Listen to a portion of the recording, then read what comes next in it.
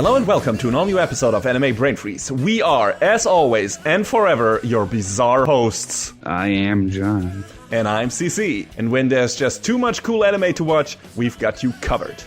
Today we will travel to Florida, of all places, to wrap up the last chapter, kinda, in one of our longest-running series we have covered since pretty much the birth of this little podcast, episode 5 to be exact. And what else could it be than JoJo's Bizarre Adventure Part 6, Stone Ocean. And after that we will of course present you our picks for best anime of the season. First things first though, let's fire off a couple of leftover mini-reviews in the quick and the dead. So get ready to unleash your stand's full potential, feel free to accelerate the pod, but definitely don't pause it. We'll be right back.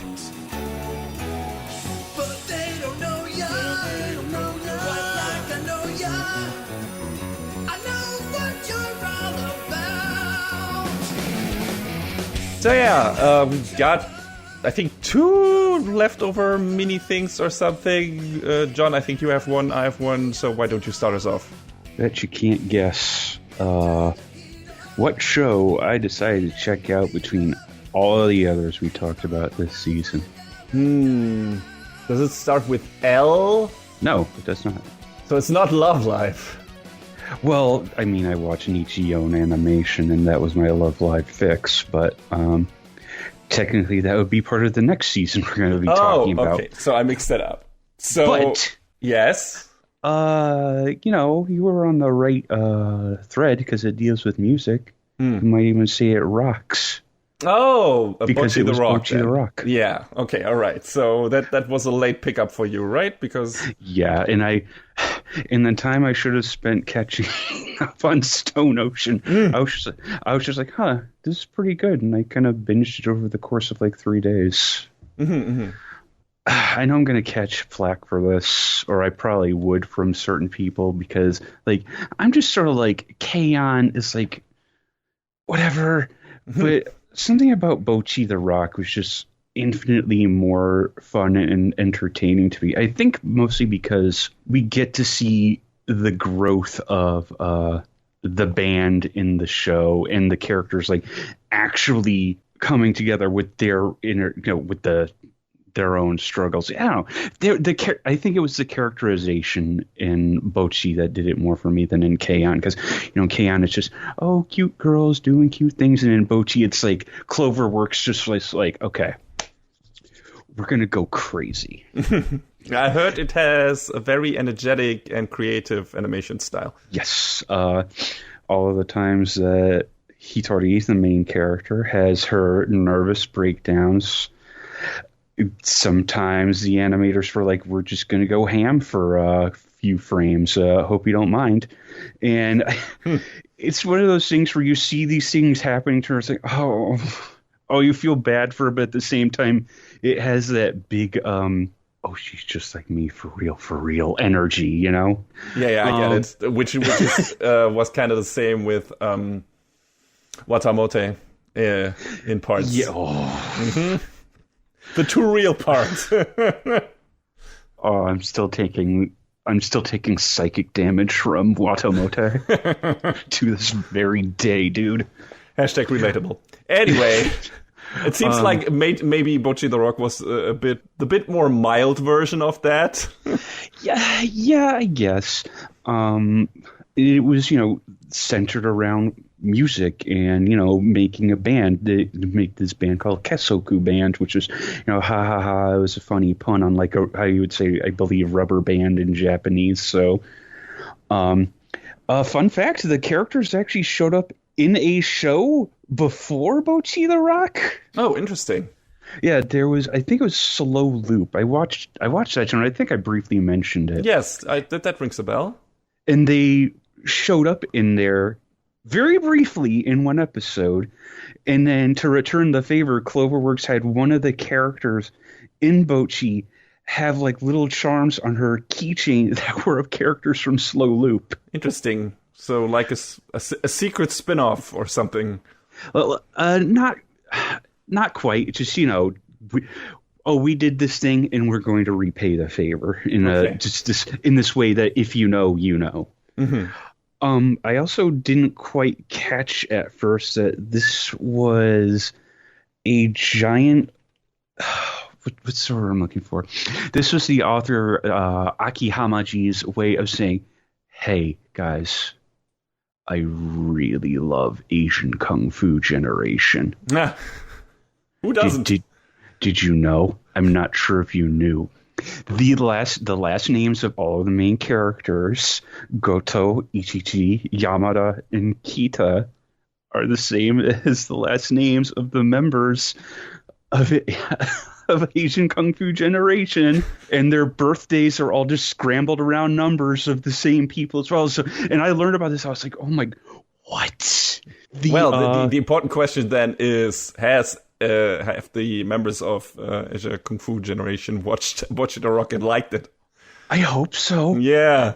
Because at the final episode, the song they perform during the credits is a cover of one of their songs. Yeah, it seems a bit like a love letter, so I really hope they appreciated that and weren't like dismissive about it or anything. Yeah, I can't remember what song it was, but a lot of the episode names also took from Aji Khan song names, which was also really cool. And I saw a video about this after the fact, watching it, and I was like, oh wow, no, they just went for it, and that's actually really cool. Mm-hmm. I initially was kind of like, when I first saw this show, getting a lot of big press and whatnot. But the one thing that really did it for me is the scene that I showed you. Mm-hmm. Mm-hmm. The girls are practicing and doing their best, and they have one of the girls, Nichika. She works at a club called Starry with her sister, and they want to perform some music on stage. So her sister, is like, yeah, okay, fine, I guess I'll let you play. And they go out there and they play a song, and they're not in sync. They're a little out of tune, and it's just like, oh boy, it's really just sort of painful to see. And Hitori she's so frustrated by this. And that comes to bear in one of the sickest guitar solos I've ever heard and seen committed to animation. It's so good. It's and that's what was like, I think I gotta watch this show. Sometimes it's just one scene where it's like, okay, all right. And the build the build up to that and the payoff is it's really strong. Yeah, it sounds like from a visual and from an emotional standpoint, it was really well pulled off. So they did a lot of cool stuff with like camera work. Like in that one scene, there's a shot where the camera is basically from Hitori's perspective, looking down at the guitar, and she, strumming and hitting the frets in time with the music, which is wild. And then there's another one where it's like kind of like your classic one where it's like, the camera is fixed to the head of the guitar and everything in the background is moving except for that. And it's like, dude, the crew at Cloverworks knew how to do some really cool shot composition for this show. But I believe they also had help from some other studios as well. I know Kinema Citrus was one of them. Troika had a little bit of help also from we've mentioned briefly Pine Jam and Snowdrop and a couple other shows, and Geno Studio had a little bit of a help in there too. So Cloverworks definitely called in a ton of favors to make this show look incredible. And, you don't expect, I didn't expect this sort of like wild Sakuga fest from a show about 4 girls playing music. Yeah, I mean, that's the best kind, right? When that happens in shows that kind of don't demand it, I guess, but then you feel there was so much love poured into it by all the people involved, and that like elevates it.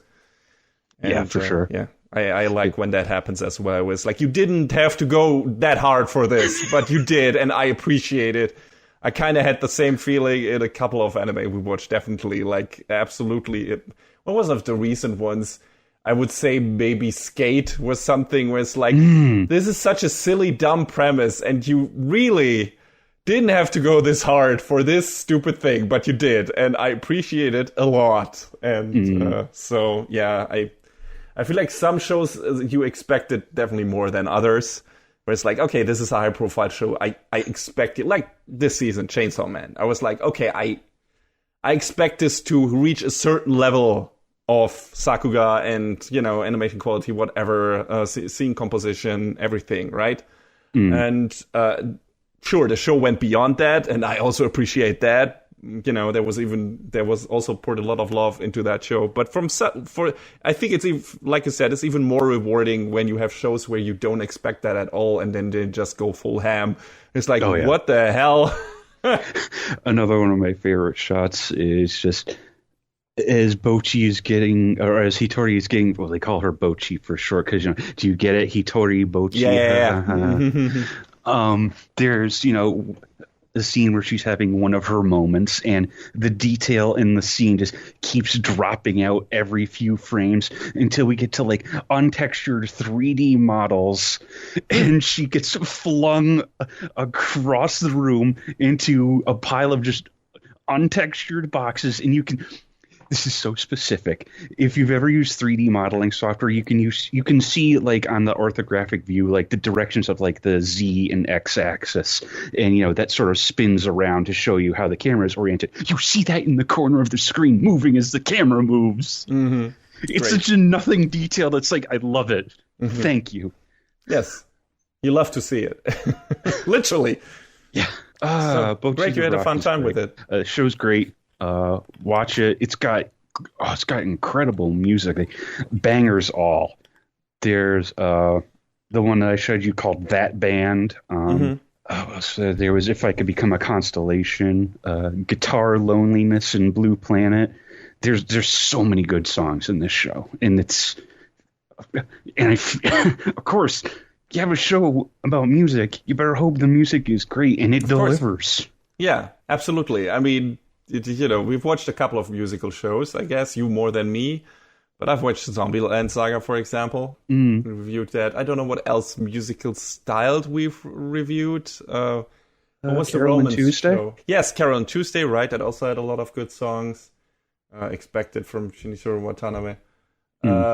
He has a knack for that, picking out good music for his shows and good musical artists.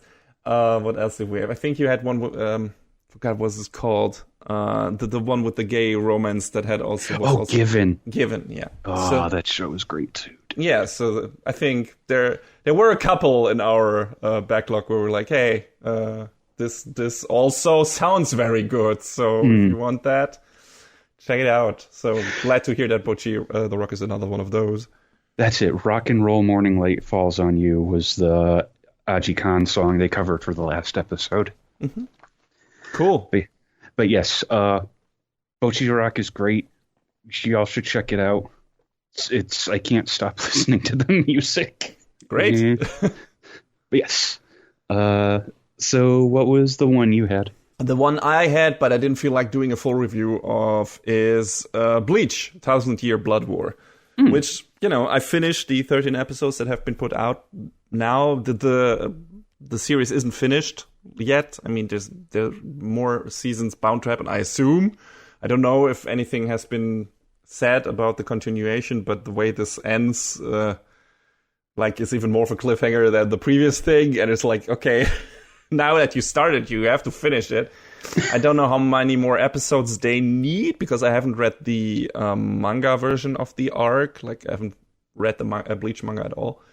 And I heard the last one is pretty long, so maybe more. But I also am pretty sure that they streamlined a lot for the anime adaptation, as far as I heard. I heard also some people were not happy with that. A lot of things were apparently taken out, or like I said, streamlined. I don't know what all of that entails. If some battles were just outright taken out of the adaptation, or if they were if they were shortened or whatever, or some characters got cut out. No idea. I can only talk about the anime version. And what I saw in that, I liked a lot. I talked about this already in the sneak peek when I brought it up, but I thought this was a great reintroduction to all these characters that we haven't seen in a while. I mean, we've had a spin-off in the form of Burn the Witch. But none of the actual characters from Bleach were in that. It was just set in the same universe, only different town, whatever. So it was nice getting reacquainted with all the characters that we know. And the way they did it, it was just absolutely fan servicey. Like, you get, all of the characters, you get like 2 characters that you don't know, 2 Soul Reavers, Shinigamis, whatever. And they get attacked by hollows. And then our characters get introduced, you see all they're brandishing all their weapons, doing all their special attacks one after another and getting introduced, having like dynamic hero entries. And the music is playing that was the main theme of Bleach when it started and everything. And it was like, really, hey, we're back, boys. We're back in town. We're having a good time. The kids are all right. So, it was, I immediately was like, cheering, pumping fists in the air. It's like, yes, this is great. And, it doesn't really stop there because everything else was kind of upgraded. Like, Bleach it was a long-running shonen show, so it had its highs and lows in terms of animation quality. Pre-PRO shows always do that, right? Where there's like 90 episodes or something, or even more, and you have like 10 that look really good, and the rest is either middle of the road or maybe a bit below that, right? But this one had a much more higher, quality through line, whereas like it was a much more constant, high grade level of animation quality. And that showed, like, everything, the lighting, the shot, the scene composition, the animation quality itself had a lot more Sakuga moments, a lot more episodes in a row. Maybe that also can be attributed to this now being apparently adhering to a season model, right? And not having filler seasons in between or whatever and having to constantly output. They're taking a break now, right? So maybe that gave the team a bit more time to work on individual episodes and keep the quality as high as possible. But it definitely shows. Like, it's a really visually upgraded version of Bleach in all aspects. And it's really fun. I also feel like Tate, I don't know, Kubo. I don't know how to pronounce. Tight? Yeah, it might be tight. Yeah, so Kubo is very, he has this very stylish graffiti street art aesthetic in his stuff, and is also a really, really good design guy when it comes to fashion. Like, all his characters look like they're dripping off the pages. But yeah, so that his particular aesthetic really is much more successfully conveyed in this adaptation. Like, you see it in the OP, in the flashbacks, at the beginning of some episodes, the title cards. You get a lot more high contrast stuff, some stuff being black and white, and then you get high contrast pink splashes of color and stuff like that, and some wild geometric shapes, whatever, title card compositions that look very abstract and stuff like that, but also very cool and modern street art, like I said. So it feels like it's going even more for the manga art than the old show did, and is not and is not doing it as a standard shonen style anymore. Like, it's going places it wasn't willing to go before from an artwork standpoint, and I appreciate that a lot as well. It looked much more interesting than the old show, I would say. So yeah, that was cool. And yeah, the story is not bad either. It kind of picks up exactly where the previous arc stopped. It doesn't even ignore the shitty Fullbringer arc that nobody liked, I think. But it picks up immediately. They gave Ichigo a bullshit way to get back his Soul Reaper powers, right? Some kind of amulet. I forgot how it worked. It was in one of the previous arcs. He initially lost all of his powers, I think, when he bested Aizen, the big bad from most of the first run of Bleach. And then Kubo had to continue the story, and they were like, oh, well, my main character lost all of his powers. What do I do? So just give him roll back. Yeah, just found a way to bring it back. And I don't mind. I don't care. It's fun, him, being in full power again and whatever. And it immediately starts with a bang, and the Quincy's invading Soul Society, like under the leadership of their king, which wasn't really spoken of, I think, before, and apparently was trapped or killed before, or that's what is brought up in this arc, but whatever. And also, previously it was said all the Quincy's were killed, like Ishida Uryu was supposed to be the last one, and now it turns out, no, they're still alive, or some of them are, and we don't really know why, because they're supposed to were supposed to be killed in a massacre in a war between Soul Society and the Quincy's. So yeah, that's what most of this first season like revolves around, like the mystery. Oh, where do the Quincy's come from? And them just invading Soul Society and killing fucking everyone. Like, this show is not, like, this season is not holding back on the human casualty. Soul Society casualties. I guess human casualties, yes. Anyway, and that part. Like, a lot of well-known characters seem to be getting killed off. At least one of them. Of the others, I'm not so sure, but they might bring them back later and do some bullshit retcon, whatever. But at least one of them is definitely dead. And, it's not pulling any punches, and it's going for it, and it's looking the part. Like, there's some amazing battles that you would like to see, like with the first captain, like Yamamoto, just going nuts with his power, which we hadn't seen until now, like his Bankai's full unleashed power, whatever. I don't think, at least, we have seen this. And it just goes crazy. The visuals get super badass. Like, there's the scene where I think Yamamoto like walks over at least 100 Quincy corpses in a flashback. Whoa. Like, where it's like this true one-sided massacre. Like, where it's like, oh, this was the war against the Quincy's. And nope, he killed all of them. And yeah.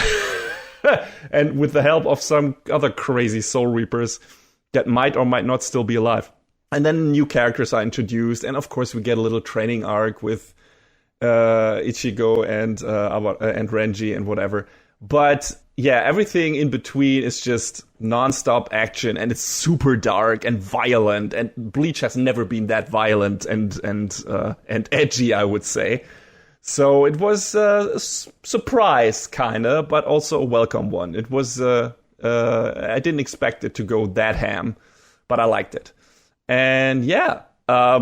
Not much more to say about this season. It's more Bleach. It's bringing up a lot of cool.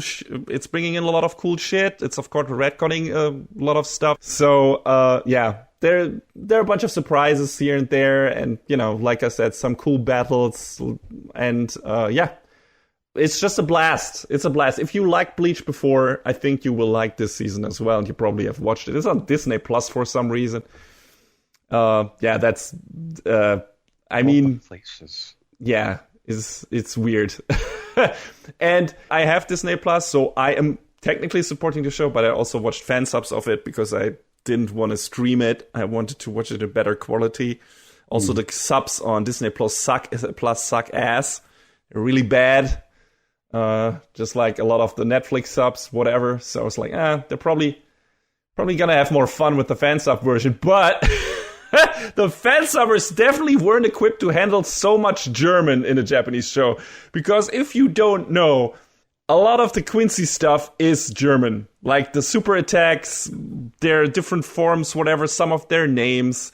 A lot of that was already the case with Ishida's attacks. But now you got a whole battalion of these people. And all of them have different German names, like Sternritter and stuff like that. And their forms being vollständig and letzter Stier and stuff like that. And the fan subbers, they, no native speakers there, I think, because I don't think I've seen many accurate translations of the Quincy moves in this season so far. It's funny, though. Like, I wonder if the official subs fare better, but I kind of doubt it. Like, there's this one guy from the Quincy's called Ebern, and the German he uses, like, when attacking Ichigo in the first episode, made me laugh out loud. Like, the subbers definitely had no idea what he was saying, and neither did I. Let me just make this clear. I'm a native speaker, and he was saying things that was like, what is this? I have no idea what that guy is saying. We all know English, But what would one call the Japanese, well, you tried version of German? Deutsch? Gelman? With a J and an L? No idea, but it's great. Like, I enjoyed it a lot. It was really funny, always trying to decipher what the characters actually were trying to say. And what kind of German word they were trying to use. So, I wonder if Japanese people feel the same when I try to talk Japanese. But it was really interesting. You were like, yeah, you definitely tried, but I have, like, 50% of the time, I have no idea what you were trying to say. So, yeah, good times. It was a really fun side bit in this season that wasn't as prevalent in the show before because it was only one character that used that. So, not as many crazy moves with crazy German names. But anyway, yeah, had a fun time. Can recommend it, absolutely. Some surprises for existing characters, some new characters, and crazy slaughterhouse run of episodes, actually. So, yeah, if you like Bleach, give this a go. Absolutely don't skip on this. And I hope the next seasons are going to be just as fun and just as high quality. I expect them to be. And, yeah, I will ride this train till the end because I'm glad that we finally got an adaptation of the final arc of this story. Nice. So I hope they're going to finish it up. That's cool. Yes, it is. Talking about cool things, let's continue on to our last review for this season. And, well, not for the franchise, but for a...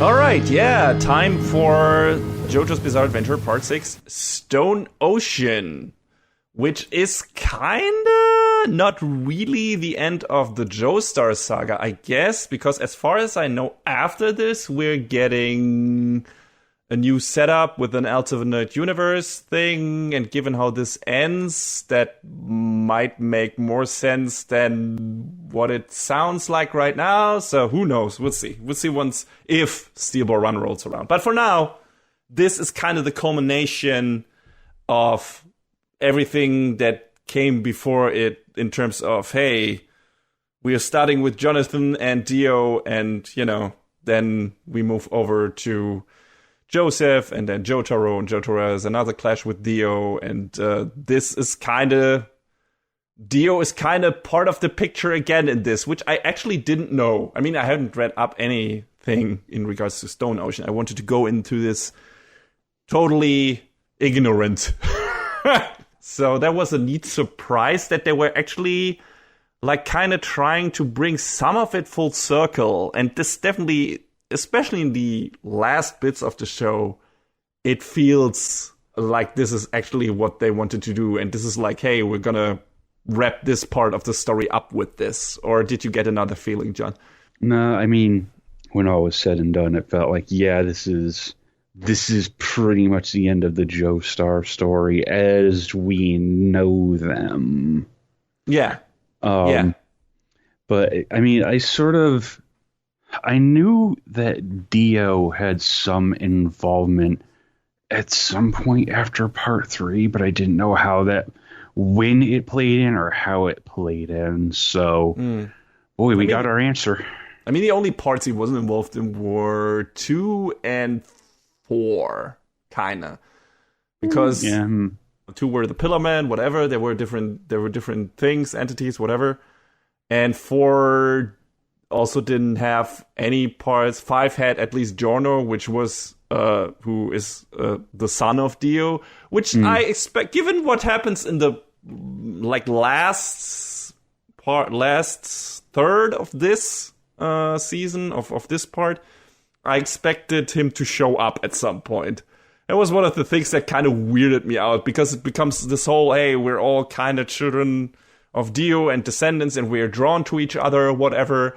And I felt like, hey, you're kind of missing a very important one here that got dedicated, that we got a whole season for, a whole part for. So what is happening? Why is he not here? That was kind of weird. So yeah, I don't know why they didn't bring him in, because at least that is something they always did in consecutive following parts of JoJo's. They always brought something back from the previous part. Like in 2, of course, you always had the different people in the Joestar line, kind of, or Dio line, in case of Giorno. But you also had characters like moving over. Zeppeli had a short appearance in part 2, right? And, his son, Caesar, or grandson, I don't remember anymore. Yes. You had that. Then in part 3, of course, Joseph was still around. Dio came back. In part 4, you had Joseph and Jotaro show up at some point. And in part 5, you had Koichi show up at the very beginning and Polnareff at the very end. So yeah, there was always, something that was connecting the following parts to the previous ones in one way or another. Some more than others. I would say maybe 2 was the least connected to the other parts, because it felt kind of like the Joseph side adventure. Then again, I think the Stone Mask was the Pillar Men were the origin of the Stone Mask, right? I believe so. Yeah, so it felt like a kind of semi prequel even. So yeah, but there was always a connection between. They were always their own story, but there was a connection to the previous parts.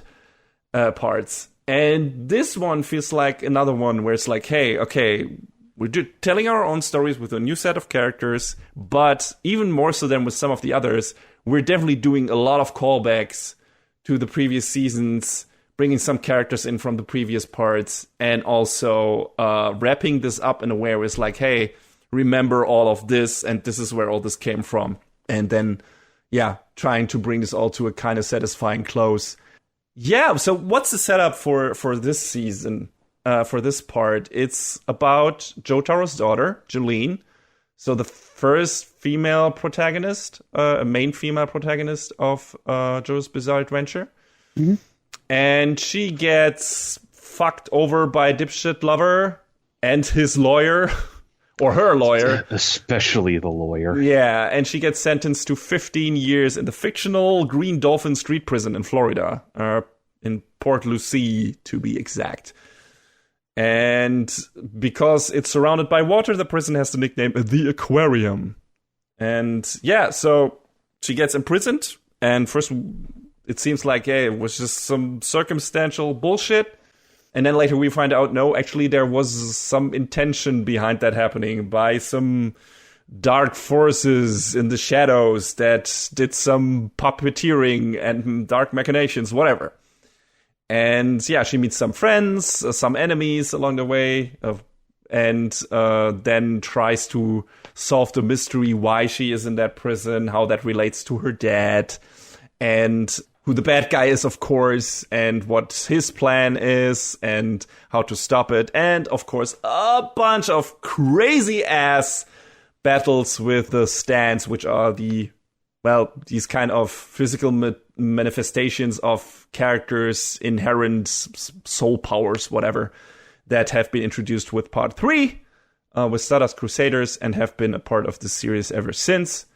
And we got a bunch of those, and it's a wild mix of physical-focused battles, where it's like power against power, but a lot of them are also like these puzzle battles, where it's like, hey, we have to find out what the power of the opposing enemy stand is, and then we have to find a way to beat it, because it's not evident what their weak point is right now, and we don't even know who commands it and whatever, and what the range of their power is, and how we get around that and everything.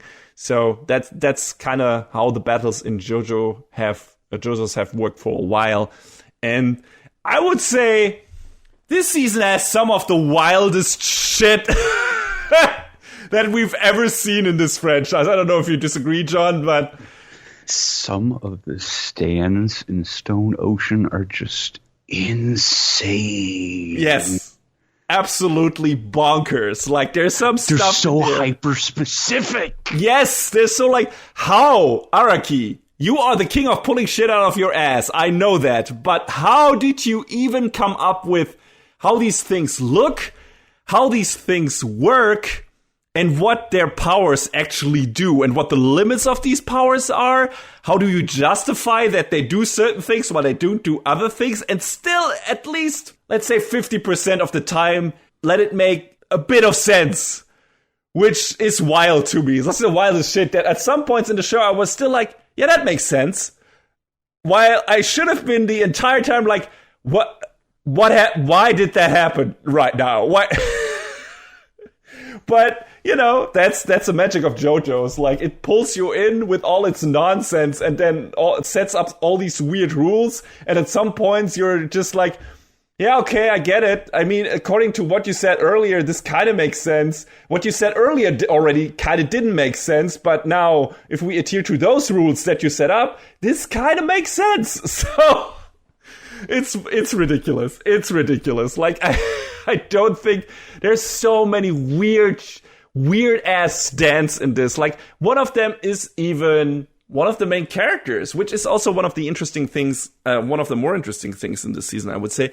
I don't know if we've had this before, but I feel like we have more self-aware stands in this season, or we get self-aware stands, which I don't think we've had before. All of them before seemed like, hey, these are these physical manifestations of the, like I said, of the inherent, of the soul of the character, and have like these special powers.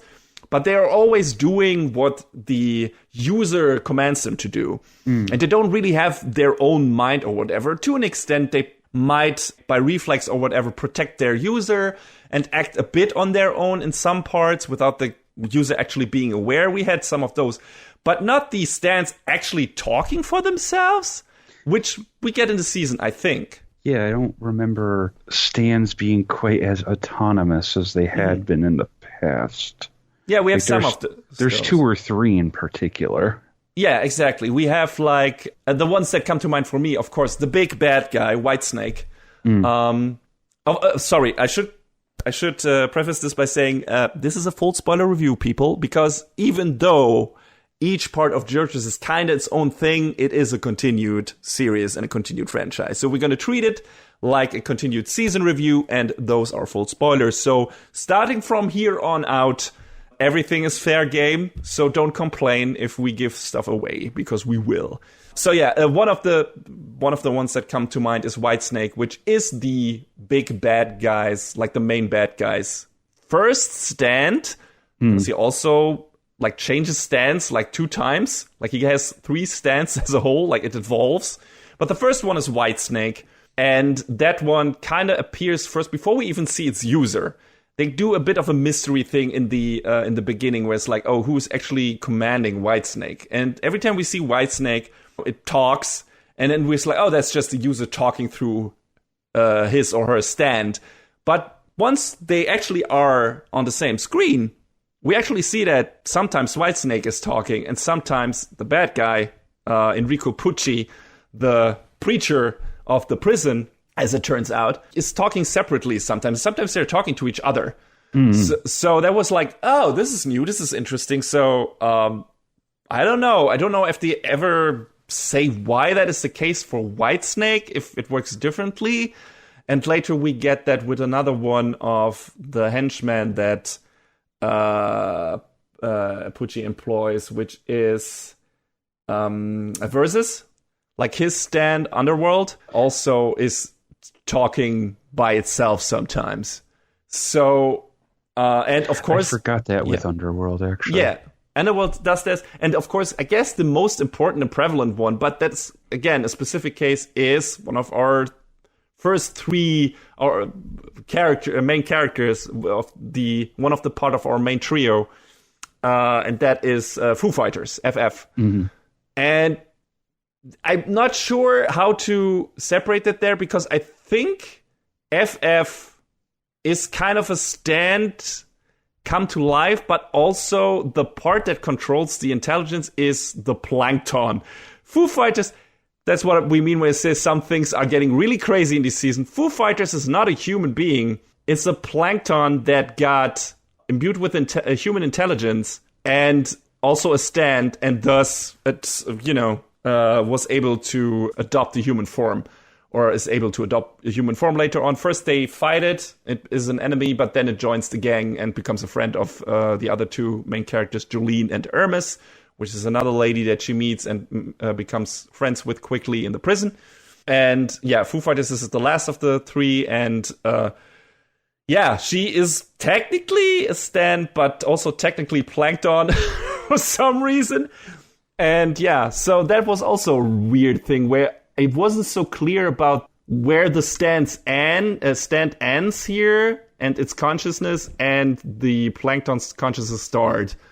If the plankton is, if the stand is just a tool, or if it's a fusion of the plankton and the stand. So that was also an interesting part. A lot of little interesting intricacies in this season where it's like, okay, this is new. We haven't seen this kind of shit before with the stands and how they work and stuff like that. And then, of course, we have a bunch of different battles that go extra wild, where people are trapped in illusions of some way and have to find their way out of it. And some stuff that happens to their body and shit like that. And some of the stance parts, again, like very physical based, like Jolene can basically unravel her body and her stance body into a bunch of threads and can do kind of everything with it.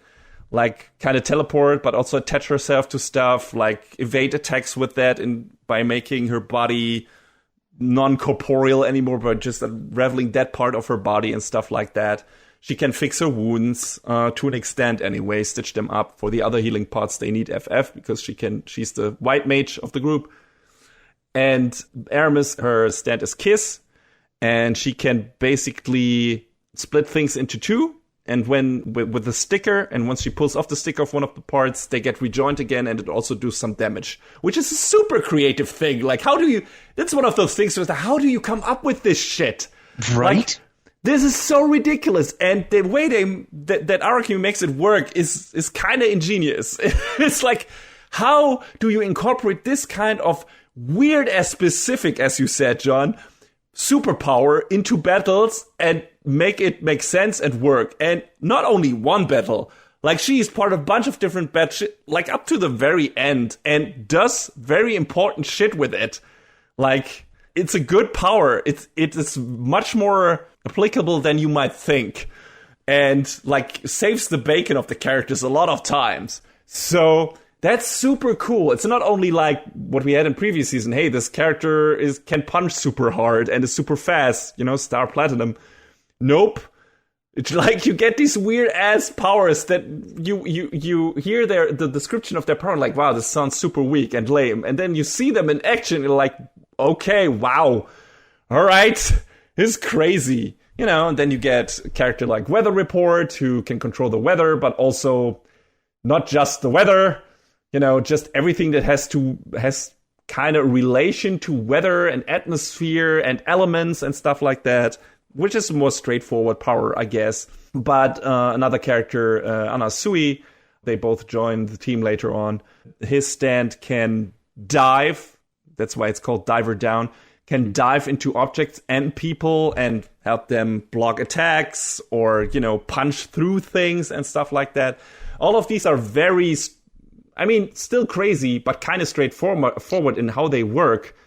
But you also have a bunch of other just weird ass powers, like I said, illusion based. Then there's a stand power that lets all the fictional characters come to life, and then our characters have to find out ways of the stories that these characters come from, because if the stories end, they will get killed because they become part of the story that dies, that ends. Like, honestly, it's so weird, dude. It's so fucking weird. Like, there's a bunch of, like, even more so than the previous seasons had a bunch of weird shit. Like, no one knows how King Crimson works, right? That's the joke. That's the meme. How does King Crimson work? Yeah, we kind of get it, but, it's weird. But even more so, this season has, like, so many weird powers, like Underworld. It's like it can pull you into the memories or facts of accidents that happens and trap you there. Yeah. And if you don't find a way out of it, you get killed, even though that already happened. Like, it's not a real trip to the past. You just get trapped in a memory of it, and the memory has a physical effect on your body. So, weird ass shit. Weird ass fucking shit. Like, there's this great moment where Jolene and Hermes are trapped in power set in Underworld's memory shit. And one of the characters that they developed a relationship with, Emporio, which is this little kid that was born in the prison and kind of trapped there and running around like a little ghost, hiding in a special room that he could conjure, or that he found that was kind of separate from everything. And also Emporio can store things in his body. That's his stand power, or his power anyway. I don't even know if he has a stand. But yeah, so he's on the outside and has a cell phone. And Jolene is calling Emporio on it. And it's like, yo, I fell in a hole in the hospital. And Hermes is on a passenger plane. And I'm on a fighter jet. And we're both going to crash. Please send help. Okay, thanks, bye. And he's just like, what? That is the appropriate response to that call. Let me just... You blame him. Not at all. I was like, I got you, my man. I totally get it. And he still manages to help them. Let's not forget that. He is the MVP here. And it's just every second episode is full with that kind of crazy bullshit. And it's lovely. I love it. I love that the show went even more bullshitty than the previous parts, where it's like, okay, how can we top the nonsense that we had in the previous season? Let's just put some weird shit with snails in here and weather report. Yeah. A character can summon meteors from space.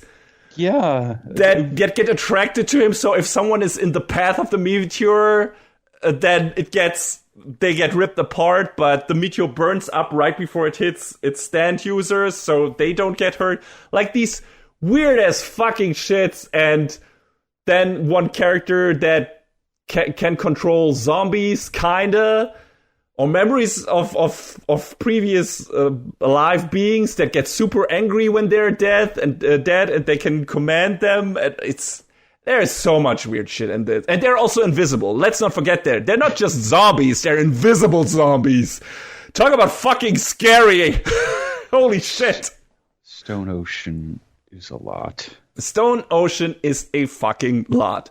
So, how does with all this crazy nonsense, how does the story pan out? Like, does it feel relatable? Does it feel like there's a through line through it? I thought so. I think this is kind of, when it comes down to it, a pretty straightforward story, weirdly enough. First, it's about Jolene getting in prison and then trying to find out who the bad guy is. We find out who the bad guy is. There's a bunch of battle. It just feels like a longer thing than it is because there's so much fighting in between, right? Mm. Like every episode is a new fight. There's not that much actual story development. A lot of the episodes, like if you count it down to actual plot happening, and not just characters coming across a new trap set by Whitesnake / Bocchi. Like the first half, if it's just plot, it would be downsized to like 5 episodes or something. At max, I would say. There's not that much happening. It's just Jolene getting prison, meeting some characters, making some friends, making some enemies. And then Joestar getting robbed of his memory and his powers. And this becomes a rescue mission, kinda, of Jolene trying to get these discs back, which is Whitesnake's power. Like, he can extract discs from people, 2 discs for each person. One contains their memories, one contains their stand power. And then he can give that to other people if he wants. And this is kind of how they get around hey, we don't want to find ways to let every person come in contact with the spear thing that we brought up in part 4. It's fine, don't worry about it. Yeah, so we're just like, no, hey, Whitesnake is giving him all their stand powers. He has collected them at some point when he traveled the world with Dio, because he and Dio were friends. And yeah, so that's maybe more than friends. Yeah, that was also really interesting. There were some not so subtle visual cues that they might have been lovers. But yeah, so that's what happens. It's like, hey, Jotaro gets robbed of his memories and his stand power, and it gets brought into the Speedwagon's medical facilities. And Jolene is trying to find out who the user of Whitesnake is and tries to get the discs back to save her father. Because he's in a coma at that point.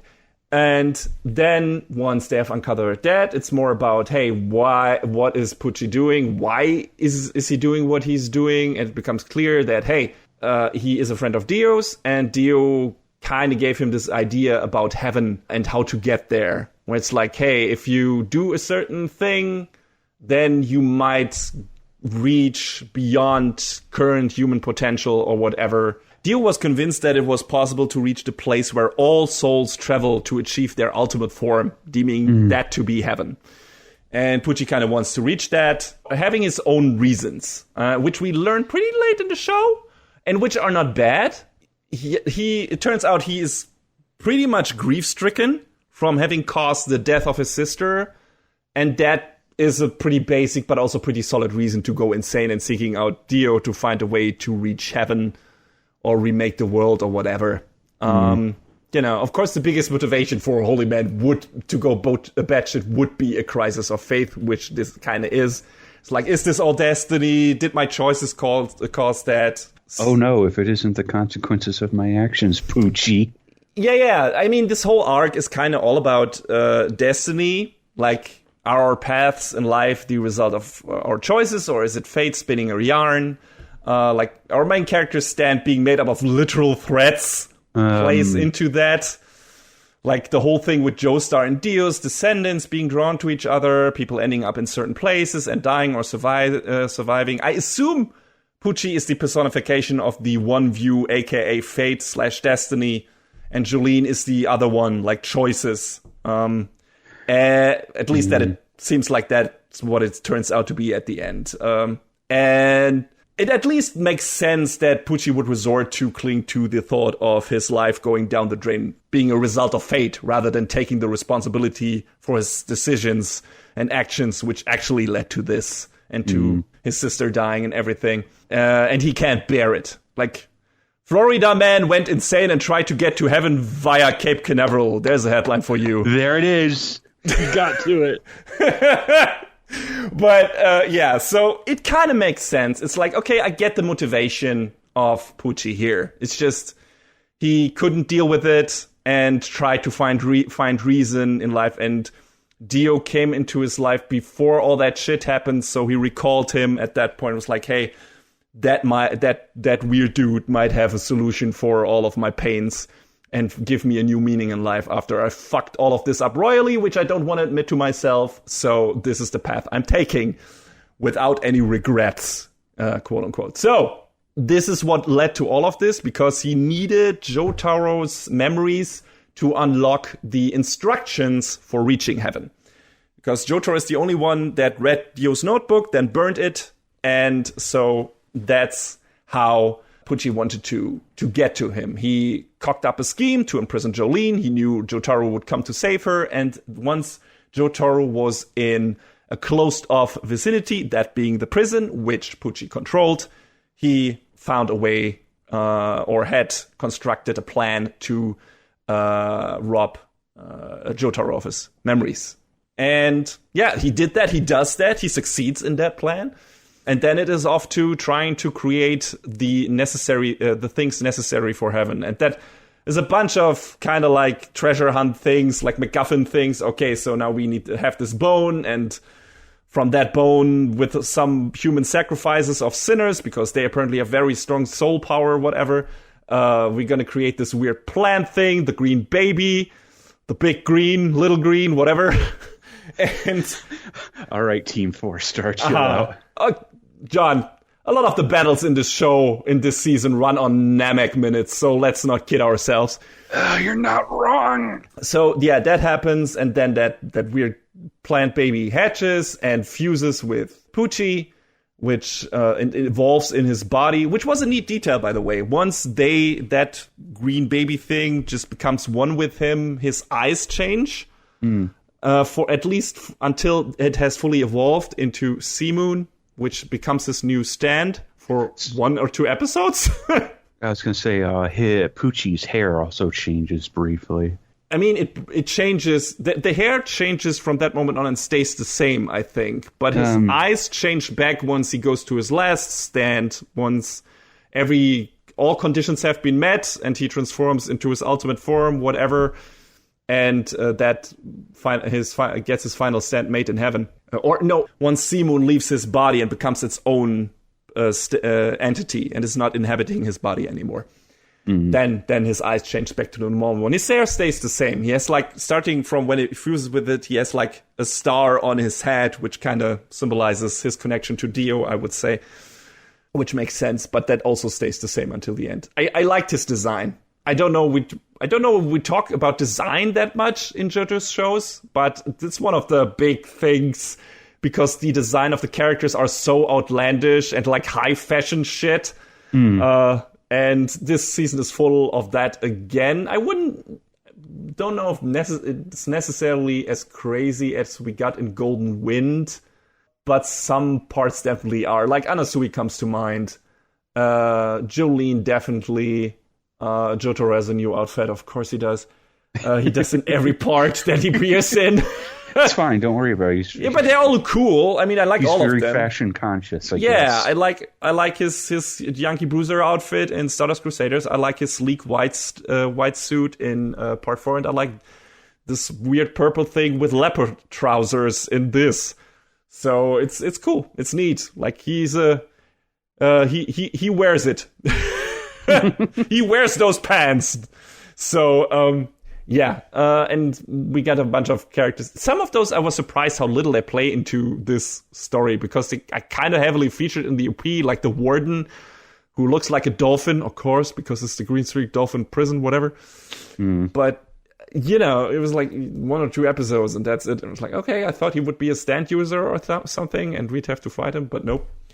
But yeah, the designs are cool. I like them a lot. I don't know who your favorite was in terms of looks. And in terms of what the coolest stand design-wise, there are so many. There were so many crazy things. There's a lot. Yeah. I mean, I kind of like Pucci just because he's very imposing. Yes, absolutely. Like, you look at him and you immediately know.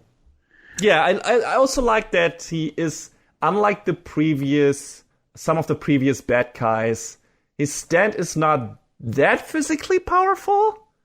Like, once it comes to real hand-to-hand combat, it doesn't surprise, his opponent. When he does like a backstabbing attack or something, he definitely can do a lot of damage, which is a great episode. Like the episode where we lose, spoilers, one of our main characters, FF, which was very sad because I liked her a lot.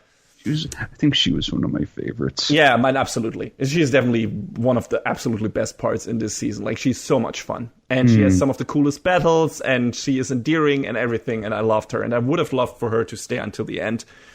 But yeah, her death is harrowing, but there's this moment where you think she met up with Weather Report and gets back to the gang to save them from the other stand that is fighting them, and then it turns out, nope, it's not Weather Report, it's Whitesnake.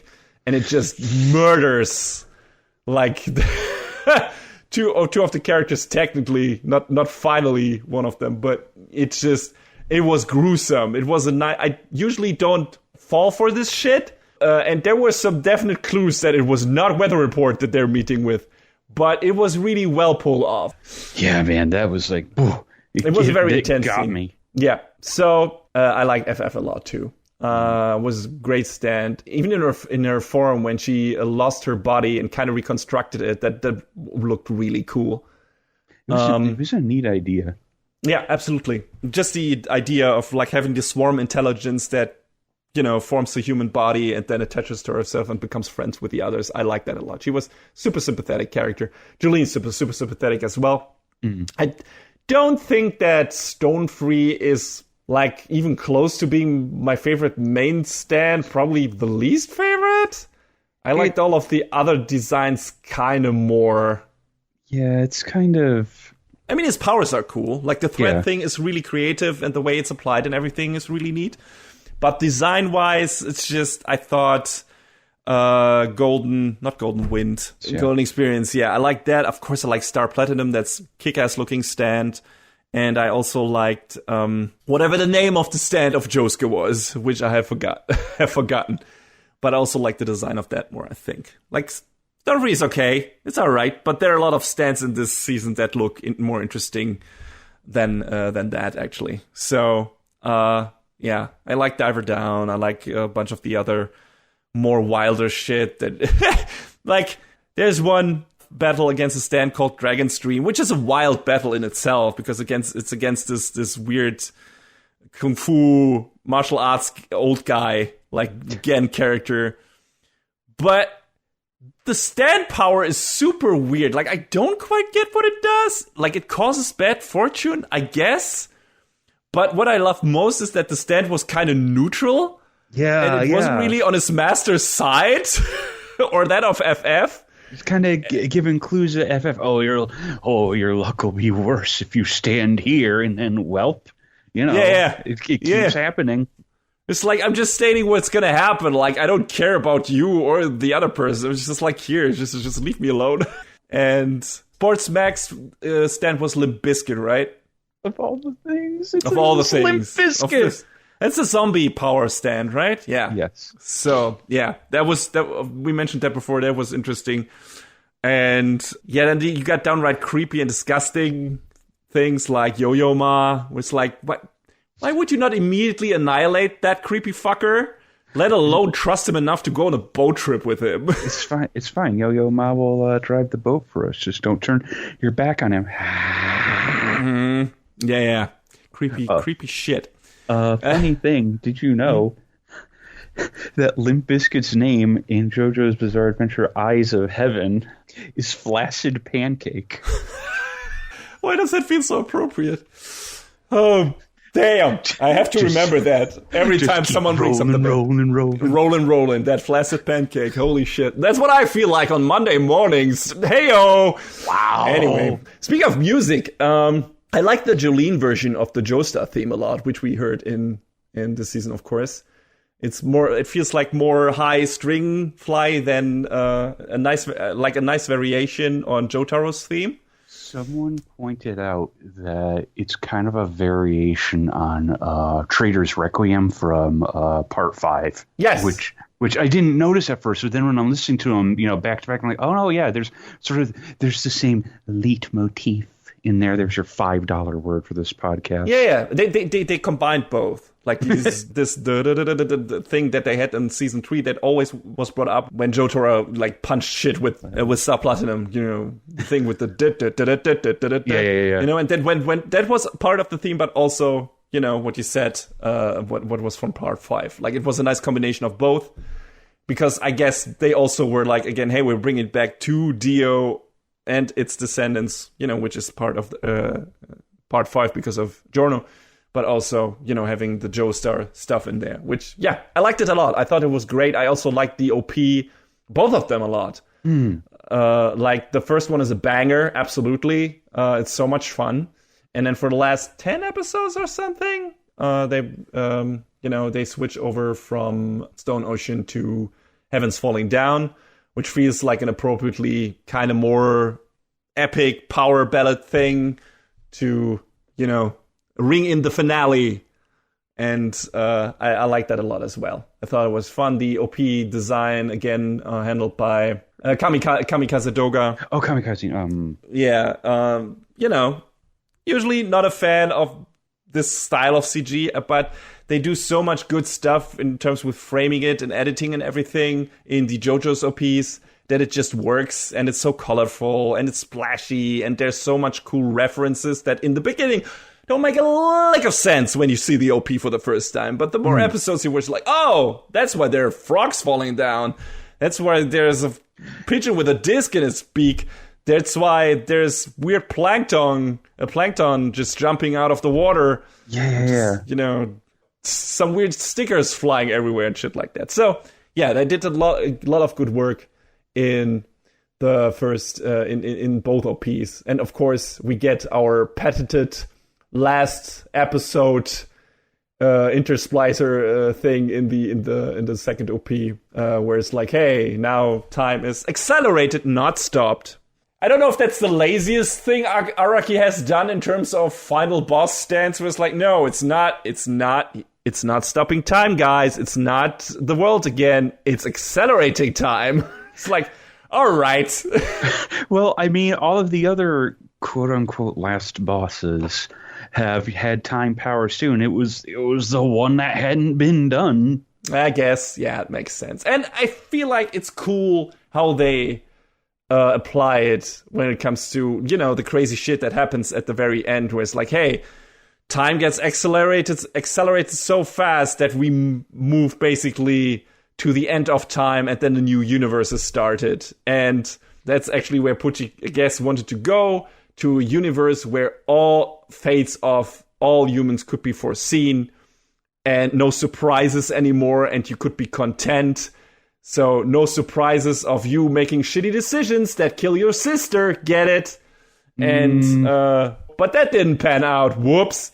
So, yeah, let me think. I mean, I wouldn't say it was the most satisfying beatdown of a final boss. It was alright, but I feel like what we got with Diavolo in part 5 was probably the most gruesome, most satisfying death, aside from, Dio just getting punched into oblivion in Stardust Crusaders and exploding.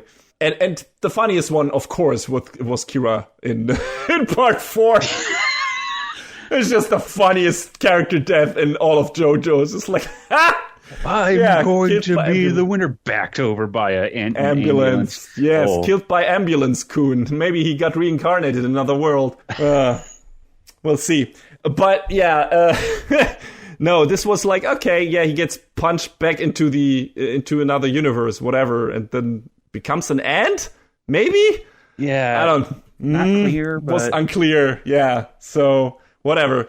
But I did like Pucci's last freak out, because he was losing his mind. He was pleading. It was like, don't kill me, like a little bitch. Like the tiniest of bitches.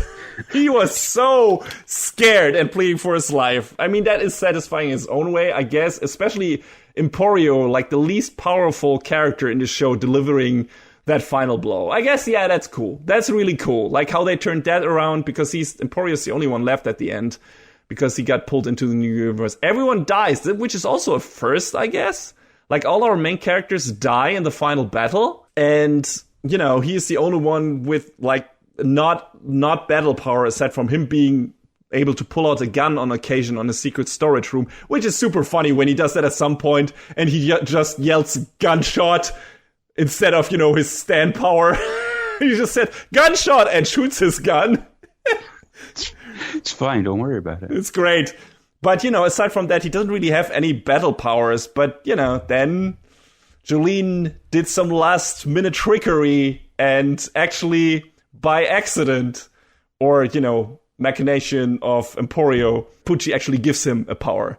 The most power, the dangerous powers he could give him, that of his twin brother, Weather Report, which, was a fun thing. I guess it felt like an appropriate comeuppance, but I still feel like being trapped in an infinite minute and being killed over and over again, which I think, if I remember correctly, is what happens to Diavolo, was kind of more cool and felt more, wow, okay, you made your bed and now you lie in it, motherfucker. So, yeah, so I like that a bit more. But yeah, I guess it was still an appropriate end to Pucci. I mean, it was nice and decisive.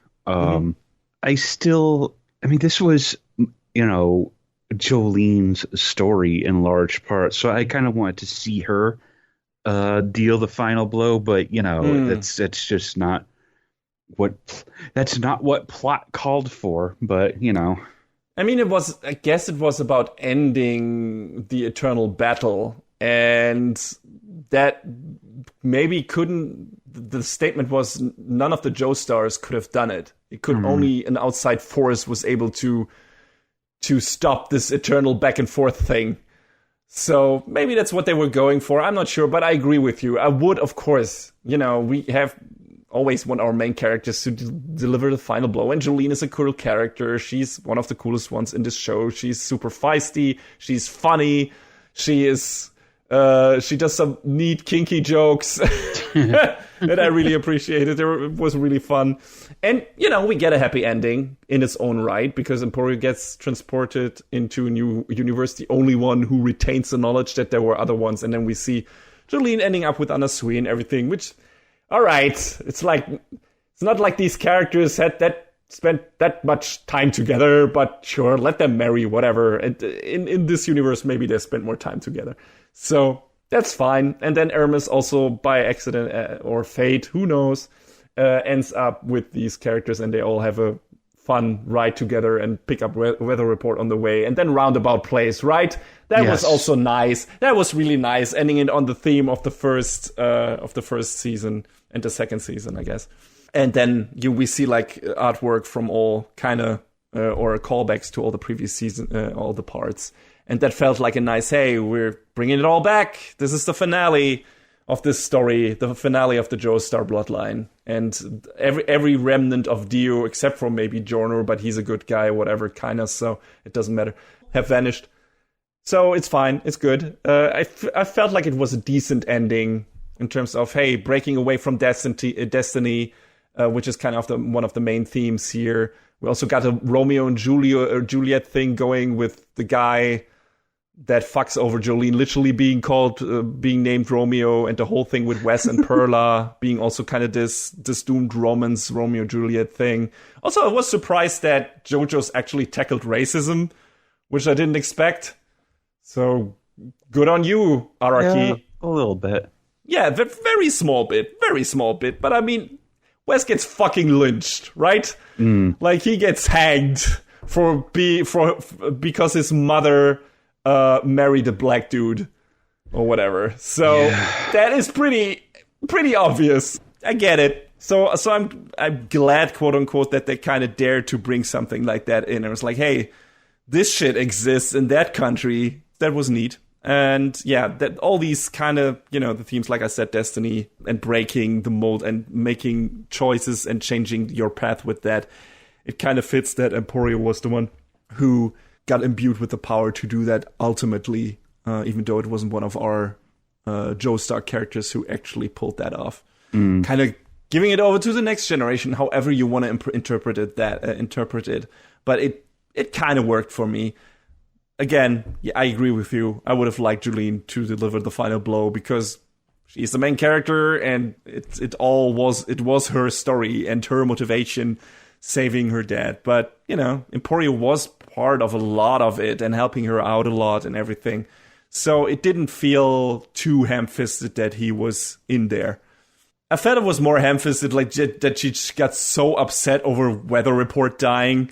It's like, woman, you spent 2 episodes with that character at max or something, or we didn't see some, but the other parts you spent in that weird room or on this in the sick bay. So I don't know why you are so upset. For FF, I get it, because they actually were friends and spent a lot of time together and saved each other's bacon. But Weather Report, she had one battle where he supported her, and that was kind of it. I mean, I guess that he was kind of there helping all along, regardless of whether or not they were both on screen together. Yeah, but I don't know. I mean, I get what you're saying, though. She was really, really broken up about it. Really, really upset. And that's nice. I get it. That you kind of want to... JoJo's has always been a show about heightened emotions, even for anime. Even if you, consider that it's anime does that a lot, but... JoJo's even more so, but this was okay, why though? Why him? But yeah, I got it more for FF. That's why the character deaths in Golden Wind and Stardust Crusaders were so effective, because we spent almost the entire story with these people together, and so did their companions. Like, they were pretty much there the entire time, and then you lose some of them. It's like, soul-crushing. And with Weather Report, it's like, we meet him, yes, and then there's a battle, and then we meet him later again, and he hangs around with Anasui, but not with Jolene, and the one time we thought we met him between that, it wasn't him, it was Pucci. So that is the voice over the walkie-talkie. Aside from that, it's like, all right. I mean, I liked his backstory, but I didn't feel that much of an emotional connection to him or his character death. And it was weird to me that Jolene did. It's like, yeah, okay. I'm glad that you feel for your fellow man. That honors you, Jolene. That's good. But yeah, I wasn't there 100% with her. Yeah, I'm a cold-hearted asshole. Yeah, I don't blame you. I think you're right about that, but I don't know. Plus, plus the way he died. Oh, Jesus. It was harsh. Yeah, I mean that it was good in that way because it plays kind of again in this constant battle between Pucci's fate thing and Jolene also pondering that, where it's like, hey, was I the reason because I made the decision to get into the car and drive here, right? Was I the reason? Because he kind of gets run over by the car. Or distracted at least. Not kinda. So, yeah, or distracted. So she's like, was that my fault? Or was it fate or something? You know, is Pucci right?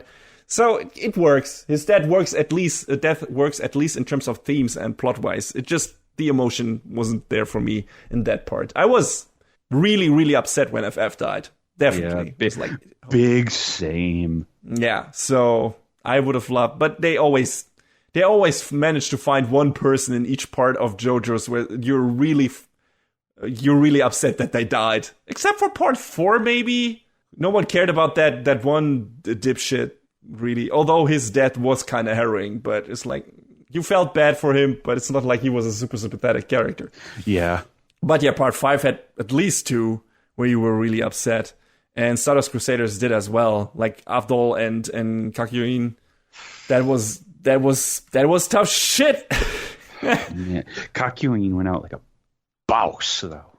Yeah, absolutely. Yeah. Avdol, not so much. Yeah. And let's not forget Iggy. Fucking Iggy. Holy shit. My dog. That was also, like, I think Stardust Crusaders is probably the harshest body count. Next to that, probably Golden Wind, even though one of the characters just leaves instead of dying because he can't deal with that shit anymore. Which is understandable, but it was interesting in its own right. But yeah, definitely Stardust Crusaders as like, we're just gonna kill off your darlings. And we don't care. Speaking of killing off things. Yeah, speaking of killing off things, I cannot tell you how surprised I was that Araki didn't kill off the dog in one of the last episodes. There's this scene where the time gets accelerated and then a woman walks her dog and gets run over by an accelerated car and her dog survives ostensibly. And I was like, what? Araki, did you change your ways? Maybe. Super surprising. Didn't expect that to happen. I expected the dog to get hit, not her. And then suddenly it was just the dog on a leash and one of her arms holding the leash still. And it was like, oh, all right. Didn't expect that. You know, it's funny. Not really an advertisement for another podcast, but there is a JoJo-centric podcast called Dogs Must Die. So, oh, God. I don't subscribe to that title. I don't agree with it. I don't like it. Me neither, but I mean, maybe the content is good. Yes. It's led by Chip and Ironicus, and I know Wooly has been on there. So, you know, the name is like instantly like, yeah, that's JoJo's. Overall, I think it was a great season. A bunch of little small things that I still want to bring up, where tidbits where it's like, oh, this was a fun part. I love that Versus is getting progressively more pissed at Pucci for narrating the whole fight that he's in.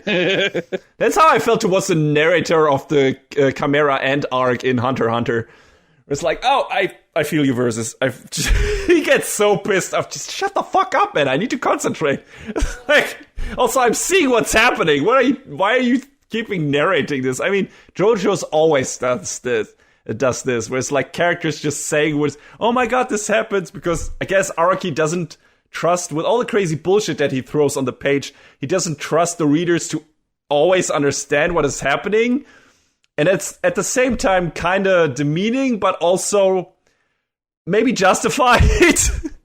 So I don't know where I stand on this in regards to JoJo's. I guess, yeah, leave it in there. But it was funny that Versus is bringing it up. It's like, stop talking, you fucker. Yeah, so I like that. I can see what's happening. The viewer can see what's happening. Shut up! Exactly. What I also liked in one of the final battles, where Sea-Moon gets unleashed and has like the power of changing gravity.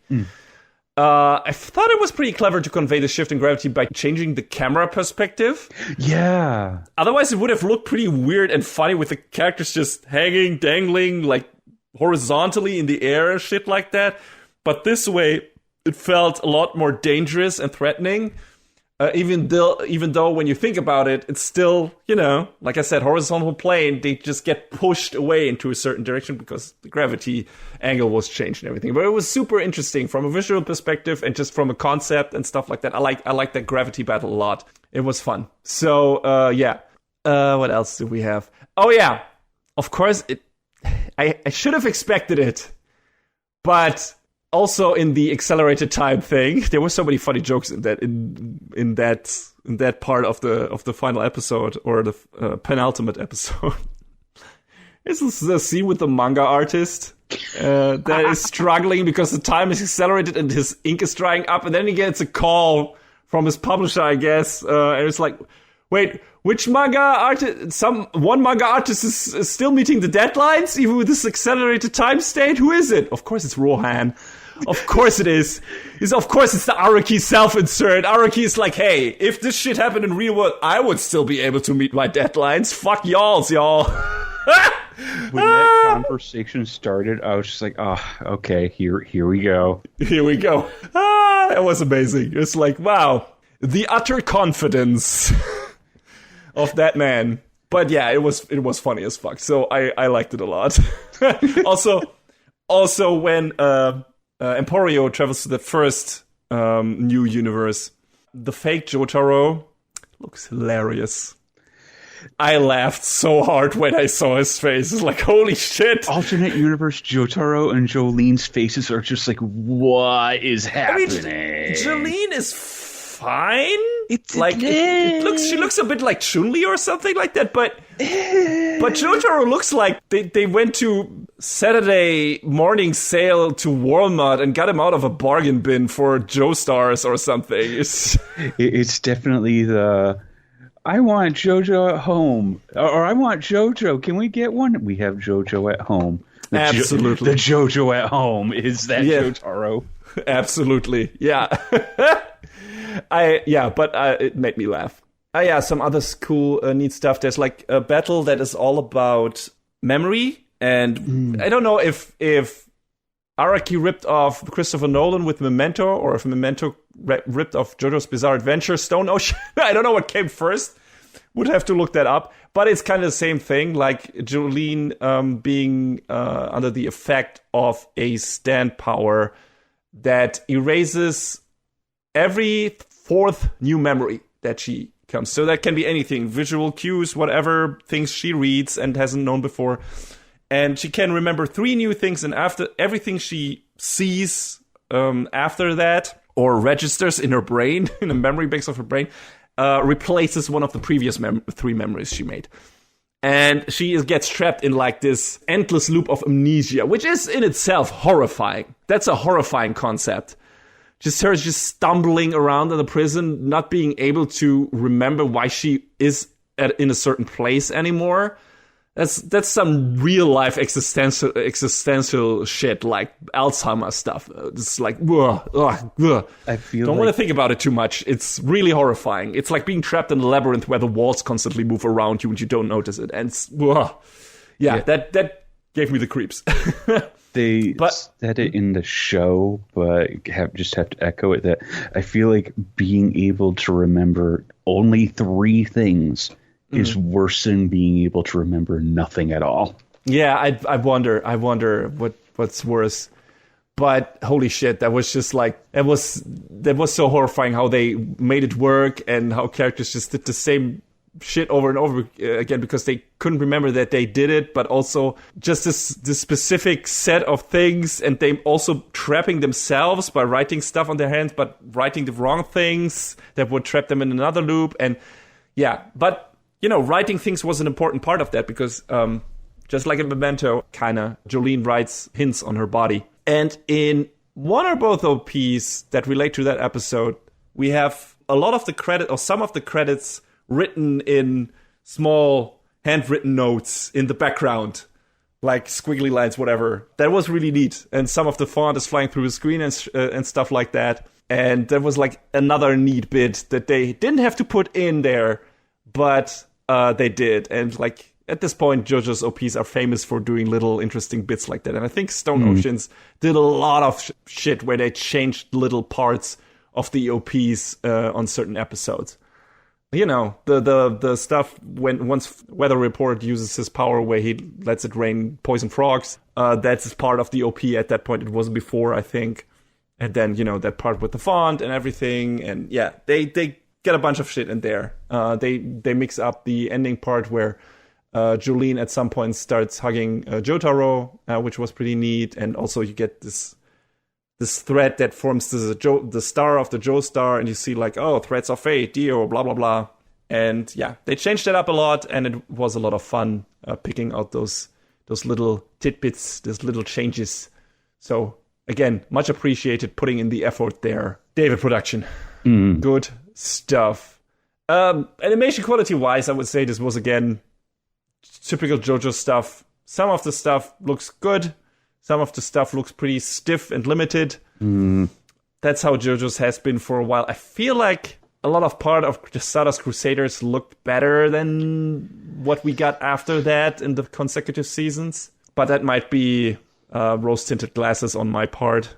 So, Yeah, I feel like this one was kind of rough in parts. A little inconsistent. Yeah, absolutely. I mean, some parts look really good in terms of battle choreography, in terms of the penultimate episode has some amazing shots, like when it comes to the accelerating time stuff.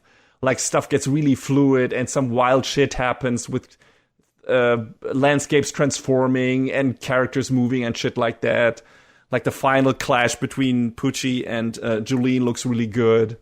And yeah, that was definitely good, but you also have some episodes where it's just one part of a character's body moves, like one arm, and there's no animation aside from that. It's like, we were able to animate one body part, and that's it for the scene. We didn't have time for anything else. It's fine, don't worry about it. I'm not, because I'm used to this at some point, because I feel like we've had this in previous seasons. At least in part 5, we had this a lot in the later sections of the show. I feel like in 4 probably too. Although I remember some parts in between in 4 being really well animated. But again, it doesn't matter that much. Would it be nice if it all looked like the old Stardust Crusaders OVA? Of course. But a lot of the battles in JoJo's are of the cerebral kind, and it's more about figuring out a puzzle than actually hand-to-hand combat exchange, whatever. And all of JoJo's characters talking and stuff like that. It would be nice if it looked better in certain parts, but also, in most cases, it doesn't need to. It's more about the style of what it looks like. Wild colors, wild characters, wild bodies contorting in a wild way, doing weird poses and shit like that. You have some weird visual effects on screens. You have cool sound effects and shit like that. The presentation draws its strengths from something else than the actual animation most of the time. And for JoJo's and its wild shit, it works. At least that's how I see it. I don't know if you would agree, John. Yeah, I mean, that's pretty much all bang on. Would it be... Yeah, it would be cool to see, just that little extra... I don't want to say effort because, animation takes a lot of work to begin with. But, just that little extra something. Yeah, I get it. I mean, the problem is, I guess, JoJo's Bizarre Adventure's models also are very detailed. Yeah. When you compare it to some other anime stuff where it's more streamlined. There's a lot of heavy line work in those models and a lot of different looking characters on screen and stuff like that. And animating them in a really high quality probably takes a lot of time. So yeah, I don't want to make any excuses for the animators because I know if there is enough people on it, and I've seen the old JoJo's OVA, the Stardust Crusaders one, at least the second part of that came out first for some reason. And that looks great, but that's also a different thing. And on a TV show budget, I feel like JoJo's David Production is doing a fine enough job. Some parts definitely look better than others. I still feel like Stardust Crusaders, the TV version, at least starting from the Egypt arc, look mostly better than what we got maybe in Golden Wind and Stone Ocean. But again, I'm not sure. Maybe again, rose-tinted glasses. It's been a long time since I've seen Stardust Crusaders. A long time since I've seen the TV version of that. Yeah. So I'm not sure. But that's how I remember parts of it. I don't really have... I can't compare it against the old OVA because I didn't really watch too much of it.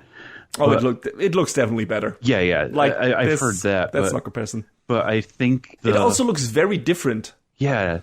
From what I had seen of some of the character designs, it definitely has a different visual language. I feel like the design of the TV show is closer to what the manga is trying to do. In terms of sensibilities, like the OVA look is a more streamlined shonen look from that time anyway. That the way anime looked back then, and it looks more mainstream compatible. While the TV version is going for some wild shit, especially starting with Diamond is Unbreakable. Yeah, where it's really, really diving into the high contrast color work. And the really outlandish designs and, the characters just going absolutely bonkers with how they look, what they do, like having these different color patterns for different situations and stuff like that. I feel like in part 4 it really David Production goes really ham with that and keeps on going until the end of Stone Ocean. And I feel like it's in parts more interesting to look at than, just really good animation. The combination of both things would be great. Don't get me wrong. Like if we could have the look, just the base look and style and design work of the TV show with the animation quality of the old OVAs, that would be fucking amazing. In a heartbeat, like it would make the show even better than it already is. And it's one of my favorite shows. But these are things we will probably never get because I don't think we will get another adaptation of JoJo's Bizarre Adventure, not in our lifetime, and probably not in that level of quality. I don't even know how they want to improve on that, what they've done, aside from doing the animation, and that's probably not enough of justification of doing this. And then they might cut in some other things, maybe again cut out some story and do it like a movie version of shit like that, and I don't know if I want that. I mean, as far as my understanding was, the TV version of Stardust Crusaders is more faithful to the manga than the OVA was. Absolutely, yeah. So, I mean, the TV version definitely has that. Yes, absolutely. It's closer. I don't know how heavily Araki was actually involved with the adaptions, like with both the OVA and the TV version, but it definitely feels the TV version feels more like a closer adaptation to the source material. Probably also taking its liberties, but not as much as the OVAs did. And yeah, probably doing the source material justice.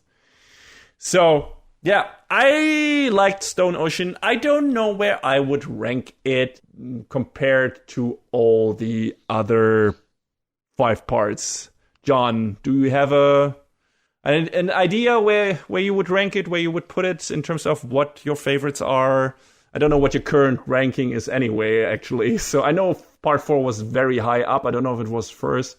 I think 4 is still the top for me. All right. I don't... 6 is not going to beat that, but...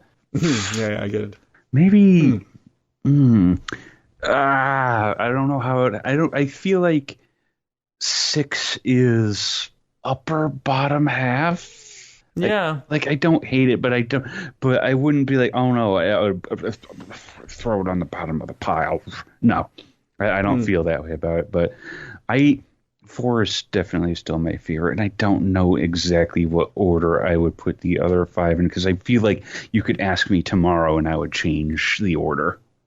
Yeah, for me it's the same. The problem is that a lot of those are, pretty in the past, and I haven't revisited them since then. I don't remember everything of part 1. I don't remember everything about part 2. I remember most of part 3, 4, and 5, but it's like, okay, what do I necessarily like some parts of those over the others? I would still probably say, just going by gut feeling, that Stardust Crusaders is still my favorite, because it's a simple story. It's got a lot of interesting locations because it's a world tour story, right? And I like that. I like some, traveling the world with a core group of characters. That's definitely cool. And doing some wild shit. And because of that, I would probably rank the next one after that probably 5, because it's kind of a similar concept, just with a different set of characters and a smaller scale, but still cool set of characters. And after that, I don't know. After that gets really, really tough. Do I put 4 first? Do I put 2 first because I love Joseph? I don't know. It's really tough. 1 would probably still, again, gut feeling, be at the bottom of the barrel, which doesn't necessarily make it a bad season. It's just out of all the JoJos, it's the weakest one because it's the most straightforward. Araki wanted to do his Fist of the North Star, and that's what he came up with. And then only later it gets really interesting and gets into really interesting stuff. So Jonathan's story is still the least interesting out of all of them. So I would put that at the bottom. Still a good show, but, I mean, it's straightforward and it sets up everything that came after it. So Yeah. All let's just make this clear. All JoJo's is good anime. It's just some are better than others, and those all come down to personal preference. I've seen wildly different takes on whose people's favorites are. I've seen people who say they hate Stardust Crusaders, right? I've seen people who say they hate Diamond is Unbreakable. I don't get either attitude. Those are both very weird takes. Yes, but it happens, and it's like I haven't even seen that many opinions on Golden Wind, really. So I've heard people liked Stone Ocean, liked Jolene as a character, but didn't like the story of Stone Ocean, which I kind of can understand in some parts, but not in others. It's like, okay, maybe it meanders a bit, but a lot of JoJo's does that.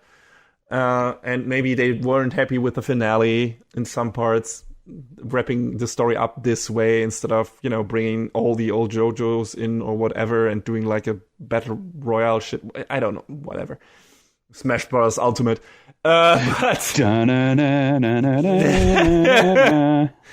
Exactly. But aside from probably the top 2, I wouldn't know how to really rank this. I had a lot of fun with part 4, so maybe that would even top part 5. But Stardust Crusaders is probably at the top, and Stone Ocean probably comes after the first part, like at the bottom there, or after maybe the second. I don't know. I would have to go back to the early ones to decide. I liked Stone Ocean. I thought it was fun. I thought it had a lot of crazy battles, a lot of cool stand powers. The main story was cool once it got going, but it took a long time to actually happen. In a way, like actually stuff really happening, aside from, now we're gonna sprinkle in some in between here, and then, a couple of new stand battles happen, and then we sprinkled some actual development and some reveals here, and then that and that and that. So, and I guess they could have done something else with the finale that would have related more heavily to our main characters. and would have been more satisfying in that regard. But it's like, hey, I liked this season. I thought it was good JoJo's Bizarre Adventure show. I definitely liked some other parts more, but I definitely didn't hate it, and I had a good time watching it. So I can't really complain that much, and I probably will revisit it at some point, like maybe in 10 years or something, or like, I feel like watching at least parts of Stone Ocean again, or, going through all of JoJo's again if I want to be suicidal. But that might happen. I don't know. I probably will go through Stardust Crusaders again at some point. I wouldn't be surprised if that happens. Don't know about the other parts, but, it was my favorite at some point. So, yeah, maybe it's in another decade or two, I will reevaluate all seasons, all parts of JoJo's again. But for now, I feel like we can put the lid on at least the Joestar arc of this bizarre adventure, because as far as I know, and which I mentioned in the beginning of this review, after this we go to a different timeline, different alternate universe thing that starts in a Wild West scenario. Apparently. And I don't even know what happens in Steel Ball Run. I don't know if stands are involved. I don't know if weird stone masks and vampires are involved. If it begins a completely different way. And then, of course, after that, we get JoJo Leon, JoJo Lion, and now Araki has started JoJo Lands. So it doesn't seem like the train is slowing down anytime soon. I don't know if we will get adaptations to all of these, but I know that Steel Ball Run is a lot of people's favorite. So it's apparently some of the best is still to come. So I'm absolutely looking forward to that if we get an adaptation of that. I don't know about you, John. Are you done with JoJo's? Are you like, okay, I can live with this being the end of JoJo's, or will you would you jump in the fray again with me once they announce that Steel Ball Run might happen? I'm satisfied with this being the end of the core Joestar saga that we have been following all these years. I know bits and pieces about Steel Ball Run, and I'd like to watch it and see what it do. So, that if that gets an anime adaptation, cool. I mean, I want to believe the promise of JoJo in anime form has been fulfilled. Because if you go all the way back to that original opening sequence from part 1, you see stuff all the way up through part 6. Do you? Yeah, as far as I recall. I don't even remember, but that would cool. That would be nice. I would have to go back and check it out. So I would consider this a promise fulfilled. If we get part 7 and 8 and maybe eventually someday 9, sure, all right. But they have committed to this 20 to 30 year project adapting this anime or adapting this comic and turning it into this animated form. So David Production and everyone else that has helped out with them over the past 11 years now. No, it's got to be longer than 11 years because part 1 started in 2012, but of course they were working on it way before then. Yeah. So Exactly. It's been a long time. About all I know about Steel Ball Run is something about a cross-country horse race. The new power is called the spin. Yeah, like some wacky racist shit only on horses, but also maybe dinosaurs are involved? I'm not sure. I've heard wild shit. Also, the half of it, I don't know if it was true, so... Also something about gathering up the pieces of Jesus Christ himself. I don't know. Maybe, yeah, it's... I've heard things, half of them I don't know if I believe them or if it sounded like wild gibberish, but who knows with JoJo's? Like, if you've told me stuff beforehand about what happens in Stone Ocean, I probably wouldn't have believed it. So, we'll see. I would love to see Steel Ball Run seeing the light of day in animation form from this team. Wouldn't mind it at all. But right at this moment, I mean, how long was the break between Golden Wind and Stone Ocean? Or at least until they announced Stone Ocean, I don't remember. The anime or the manga? The anime. I think they announced it in August of 2021. When did Golden Wind end? Golden Wind ended in July of 2019. Okay, so 2 years. So maybe in 2025 we will get another announcement. We'll see. But yeah, would of course also be nice, since Zebra Run apparently is one of many people's favorites, if they put a bit more animation budget into that, like have a lot more people work on that if they can afford it, if they have the manpower, and make it look especially good. But also, again, JoJo's doesn't necessarily need that. It profits from its wild characters, from its weird ass style, from its crazy battle setups and outlandish stories and storytelling. So as long as that is still present in the adaptation of Steel War Run, I'm pretty sure we'll have a good time. Oh, sure. And with that said, we've come to the end of our reviews for fall season 2022. And of course, soon we will tackle the premieres of spring season 2023 and dish out our first reviews from winter 2023. But before that, we have to choose our picks for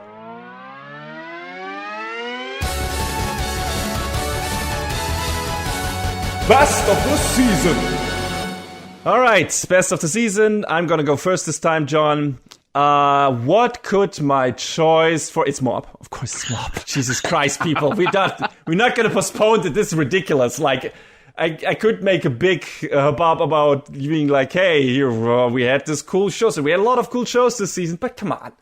Come on. If you've listened to my fucking Mob Psycho 100 Season 3 review, you know that it would be my pick for Best of the Season. I think all of the seasons of Mob Psycho 100 have been in our best of the season choices at some point. You're right. So, yeah, so this was a no-brainer, and it's a fantastic finale to a great series, like everything that I could have hoped for and more, and I loved it to death. So, of course, it's gonna be my pick. Not to forget the other ones, like, and I'm pretty sure since we are the having our Cake and Eating It Too podcast, John might pick one of the other ones that I have in the background, so I'm not going to mention that, but I enjoyed the first season of Witch from Mercury.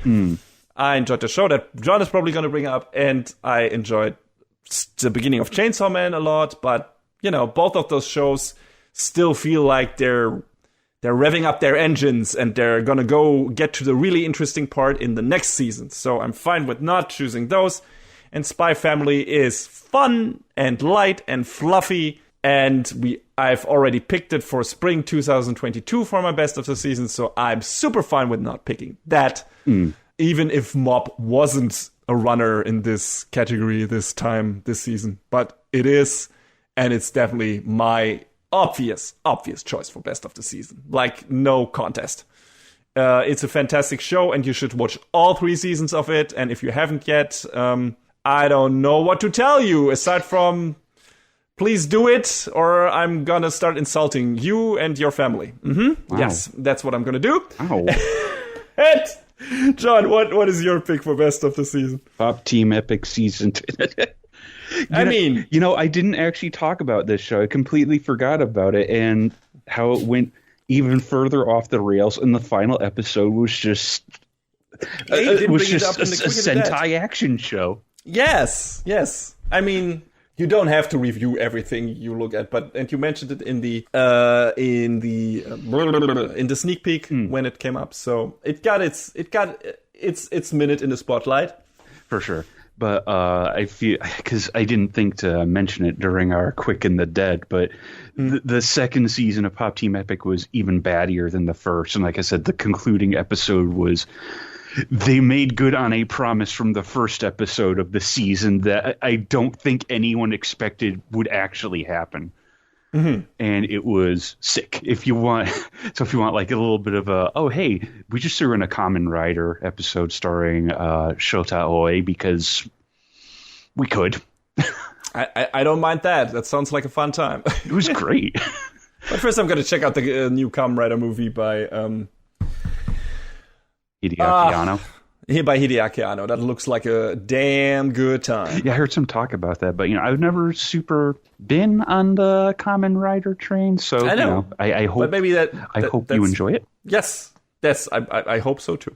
But yeah, what are your other contestants, contenders, whatever? I mean, obviously Mob, but that goes without saying. JoJo's was good. Bocchi the Rock was great. Spy Family was fun. Gundam was intriguing and looking forward to more of that. Akiba Maid War was insane. Yeah. I didn't even mention JoJo's because I was like, yeah. Well, because we just finished talking about it. Yeah, exactly. It was like, yeah, no, not against Mob. No. It wasn't even in the ballpark. It was like, okay, we just talked about it. I don't need to mention it anymore. But yeah, it didn't have a chance, even though I love JoJo's, but come on. So I really enjoyed everything I watched this season. I didn't drop a single thing this season, which may or may not have been to the detriment of my free time, but oh well. How do you pick one of these? Well, okay, so obviously Mob Psycho, great, fantastic, what an incredible send-off. If I had to pick one, though, I'm going to pick the oddball one and say Akiba Maid War. I would like to say I'm not surprised, John. I was really seesawing back and forth between that and Bocchi the Rock, because I really, really like Bocchi the Rock too, man. Sure, but I feel like you were... Like, Akiba Maid was doing a lot of things for you that you didn't expect as well, and it finished up super strong. Yeah. You mentioned that before, and that has a lot of worth. So, and it's also very... Bocchi the Rock might be... I haven't seen it. Might be fresh in terms of what it does for the musical anime genre and solid character work and everything. But I feel like just from having seen Akiba Maid Wars, I don't think we have seen something like that before in anime. And I don't know if we will again so soon, because that's some wild shit. I mean, and even if we do, it probably won't feel as fresh or as shocking. Yeah.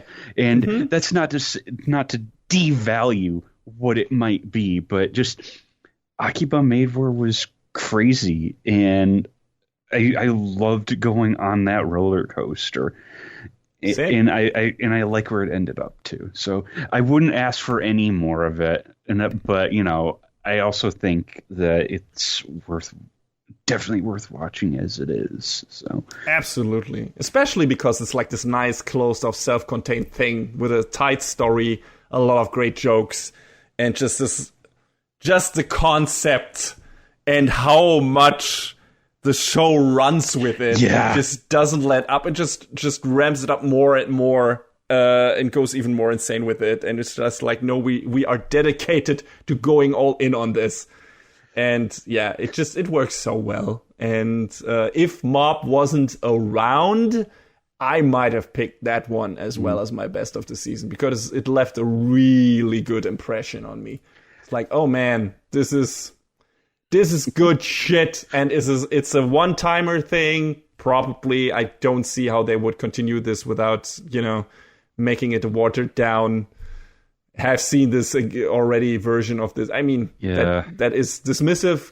There is always someone around that might do something neat with that setup again, but still, it feels like this is this neat little 12, 13 episode, I don't remember, season show that just works, even though it shouldn't work, but it works so well, and it's so much fun. And you can kind of recommend that to anyone who is a bit open-minded about anime and likes to see some weird shit on occasion, and isn't put off by a premise that ostensibly is like, oh no, what is, right? Maid cafe, work comedy. No, it's something else, and you will have a fun time. But yeah, I think there's also value, and you just said it a moment ago, about it being a finished story. Yes. Jeff Thu put out a video recently called Let Goku Die. Yeah. That kind of centered on the idea of just let a story finish. It doesn't have to live forever. And I feel like manga and anime are not as plagued by that as American comics. I mean, and cartoons to an extent, because those characters, there were a lot of at least in the superhero genre, these characters always stay with you, and at some point they do like a soft retcon or a reboot or whatever, but it's still the same characters and they don't let them die, right? I feel like there are some anime like Dragon Ball that are guilty of that, though. Like, absolutely.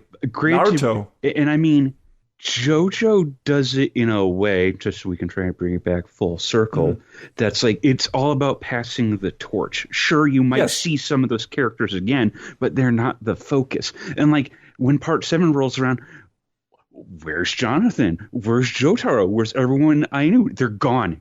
Deal with it. Exactly. You know, it might still be the style that's familiar to you, but it's still a completely different show, at least when it comes to its character setting and everything. And that's fine, right? If you take over, if there was a show that would play in Dragon Ball's universe, but none of the main cast would be in it, we would just get a completely new set of characters, which, you know, they have done with some spin-offs, I guess.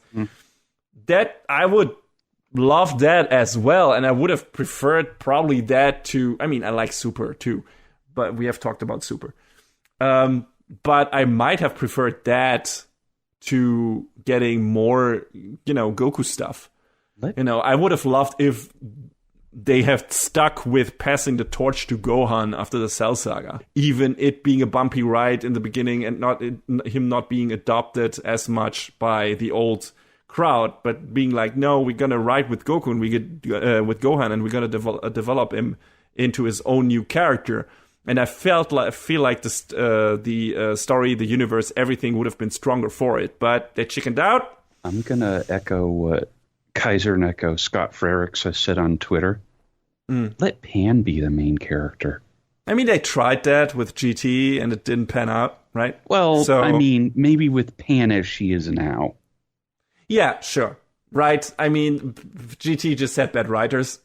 It was literally fan fiction. Yeah, the idea wasn't bad in itself, and also, you know, if they didn't bring Goku back there as well, it probably would have been a stronger show, and wouldn't, you know, Pan wouldn't have tried to make Pan a lesser Bulma instead of making her her own character, like you said, like she is now, you know. But yeah, I don't. Dragon Ball is Dragon Ball, and it's kind of like, yeah, okay, at this point, you know what you're getting, and you're not going to get much different from that, and if you're fine with it, you're good. And there's some anime that kind of have the same problem, where it's like, hey, has been a long-running franchise that has been forever and has not. You don't let that franchise rest, or these characters just stop. They finally finished Pokemon, at least Ash's part of the story, apparently, and how long did that take them? 20-something years. Yeah, meanwhile, Detective Conan Case Closed is still in limbo of eternal childhood. Look, it's okay, because it hasn't even been a year since the story of Detective Conan started. Don't ask questions. Yeah. So, you know, there are some of those shows in anime and manga, but I feel like they're not... it's not as problematic as in American superhero comics and cartoon. Of course, there you also have outliers, but you just have more characters that just don't leave the public consciousness at some point, and not because they are so iconic, but because they're just always around. Marvel superheroes. They just don't disappear. So when's the next Marvel movie coming out now? Oh, yeah. I'm always grateful when an anime, even a manga, wraps up its story, and even more so when an anime gets to run its full course to, you know, the adaptation of the manga from beginning to end. I always like that about manga, that usually, except for the really long-running shonen stuff, you have a kind of a story that finishes up at some point. The authors usually have an endpoint for their stories in mind, however long it might take, but it's not an endless self-fulfilling prophecy. So I like that. So yeah, there are some outliers, but in general, just like with JoJo's, either you have something that gets mixed up again and again and stays fresh that way and changes its cast and characters, or you just finish up the story, and that's cool. And yeah, I hope it stays that way. I hope we get even more like short-term cool stuff like Akiba Maid Wars. Even might it be an anime original or might it just be a short manga that gets an adaptation? I would love that. I also like my long-running shonen stuff, but it's also really nice to have a show or a story that wraps up in 12 or 13 episodes. That can be really nice and fulfilling in its own right. And you can also easily recommend it to other people because it's not a tough ask. Right. Yeah. All right. I guess that's our word on Best of the Season, Mob Psycho 100, and Akiba Maid War. So check out those two shows most definitely because you will have a good time watching them. We are sure. And with that, we're finally at the end of this season of Anime Brain Freeze, and we will see you soon in our sneak peek for the premieres of Spring Anime Season 2023. Until then, stay frosty and stay hydrated.